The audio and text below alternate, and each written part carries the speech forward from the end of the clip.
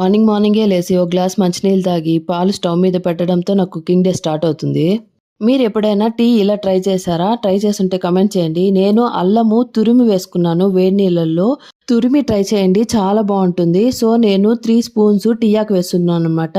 బాగా మరిగించుకొని కొంచెం సగం వచ్చేదాకా మరిగించుకోండి బాగా. ఇలా మిక్స్ చేసుకోండి. చాలా టేస్ట్ వస్తుంది. సో, నేను యాలకులు వేసుకున్నాను. 3 యాలకులు వేసుకున్నాను. సో, పాలు పోసుకున్నాను. పాలలో నేను నీళ్ళు పోయలేదు. చిక్కటి పాలు పోసుకొని నేను షుగర్ కూడా యాడ్ చేయలేదు. ఎందుకంటే మా ఇంట్లో కొంచెం షుగర్, హెవీ షుగర్ తాగేవాళ్ళు ఉన్నారు. సో, వాళ్ళ టేస్ట్ బట్టి వాళ్ళు షుగర్ యాడ్ చేసుకుంటారు.